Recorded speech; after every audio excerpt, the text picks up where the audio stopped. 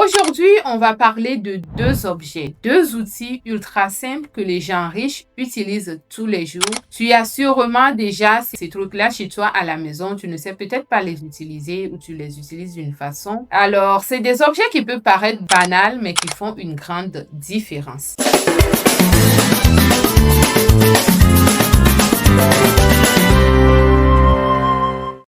Bonjour à toi et bienvenue sur Richesse et Succès, cette chaîne qui est destinée à faire de toi un homme ou une femme à succès. Alors, si tu me découvres ici, je suis Adjovi Amouzou et sur Richesse et Succès, je décortique ta vie pour que toi, tu puisses la faire passer au prochain niveau. Alors, si tu viens d'arriver ici, n'hésite surtout pas à t'abonner, à activer la cloche de notification pour ne rien manquer des prochaines vidéos. Aujourd'hui, on va parler de deux objets, deux outils ultra simples que les gens riches utilisent tous les jours. Tu as sûrement déjà ces trucs-là chez toi à la maison. Tu ne sais peut-être pas les utiliser ou tu les utilises d'une façon. Alors, c'est des objets qui peuvent paraître banals, mais qui font une grande différence. Alors, si tu veux savoir de quoi est-ce qu'il s'agit, reste bien avec moi jusqu'à la fin et je te dirai c'est quoi. L'outil numéro 1, c'est l'agenda. Ça peut être en papier, comme ce que j'ai ici, je te montre. Voilà, ça peut être un agenda comme ça ou un agenda électronique que tu vas avoir sur ton téléphone ou sur ton ordinateur. Et là, ça devient plus facilement accessible quand tu es en déplacement, par exemple. L'agenda, ça sert à planifier tes journées afin d'optimiser ton temps. Et pourquoi les riches l'utilisent tous? Pour t'enrichir,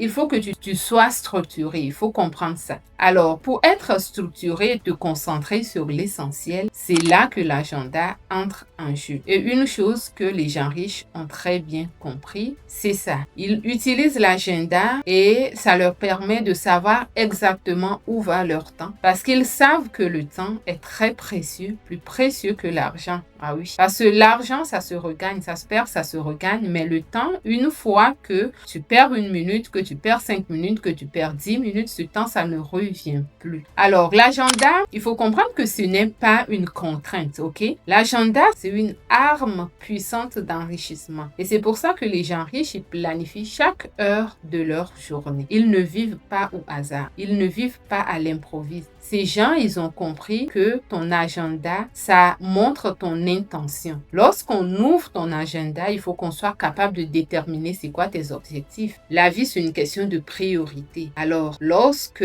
il y a des activités ou des tâches qui se retrouvent dans ton agenda, on comprend que c'est ça ta priorité. Que ce soit de la journée ou que ce soit du mois, on voit ta priorité dans ton agenda. Alors, si tu planifies ta journée, tu vis ta vie parce que c'est toi qui auras déterminé qu'est-ce que tu veux faire de chaque minute de ton temps. Mais si tu ne planifies pas tes journées, alors là, tu survis. Et Elon Musk, il planifie sa journée en 5 minutes. Dans mes recherches, j'ai trouvé qu'il planifiait ses journées à 5 minutes. J'étais comme, waouh, ça c'est le niveau élevé. Mais il faut dire qu'il le fait pour ne pas perdre une seule minute de son temps et ça se comprend. Mais tu n'as pas besoin d'aller faire comme lui, planifier à 5 minutes. C'est même pas quelque chose que tu pourrais réussir si tu n'es pas passé par l'étape des heures. Si tu n'as pas passé l'étape des heures, c'est pas sûr que tu peux planifier ta journée à des minutes et pouvoir le respecter. Alors, à chacun son rythme. Il faut y aller selon ton rythme.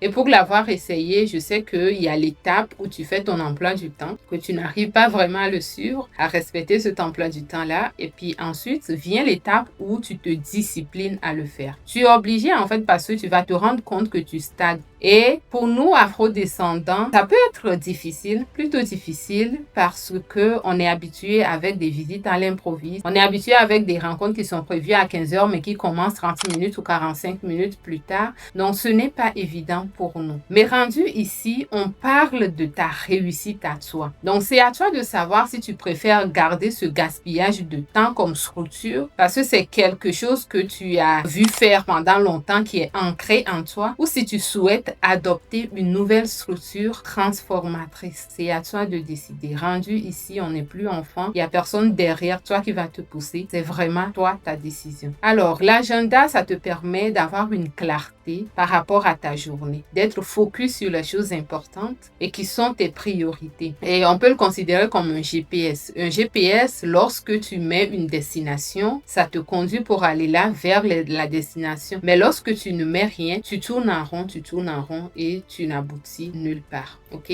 Donc voilà le rôle de l'agenda dans ta vie, dans la vie des riches. Si tu veux emboîter leur pas, tu peux commencer maintenant. Alors, si tu veux respecter ton programme de la journée, voici une astuce pour toi. Quand on ouvre ton agenda, pour chaque tâche ou pour chaque activité que tu planifies, tu dois savoir pourquoi tu le fais. Ce pourquoi de chaque activité, c'est très important parce que c'est ça qui va te booster. Tu dois comprendre que chaque jour, avec ton plan horaire respecté, c'est comme une brique que tu montes. C'est une brique, un immeuble que tu vas monter à partir de chaque brique, ok? Donc, chaque jour, considère ça comme une brique. À chaque semaine, tu as un mur. Et à chaque mois, c'est un étage. Et puis à la fin de l'année, tu as bâti quelque chose. Tu as bâti ton immeuble. Tu vois, c'est ça. Mais sans agenda, tu gaspilles tes briques. Tu vois, c'est ça. Voilà, maintenant passons au deuxième outil. L'outil numéro 2 que les gens riches utilisent tous les jours, c'est le bloc-notes. Que dit-on souvent? Les écrits restent et les paroles s'envolent, n'est-ce pas? Il est de même pour les idées. Si tu ne les notes pas, elles vont s'envoler. Le bloc-notes, ça peut être aussi physique ou électronique. Un bloc-notes, c'est comme ta deuxième mémoire dans le fond. C'est comme ta deuxième mémoire et les gens riches, ces personnes-là, ils ont tout compris. Je me demande même comment les gens font pour ne pas aimer les personnes riches. Ils ont tout compris. Ils ont compris le jeu de la vie. Ils ont compris les lois universelles de la vie. Et c'est la raison pour laquelle ils évoluent. Tu comprends? C'est ça. Donc, ils ont compris que pour garder, il faut écrire. Et les idées,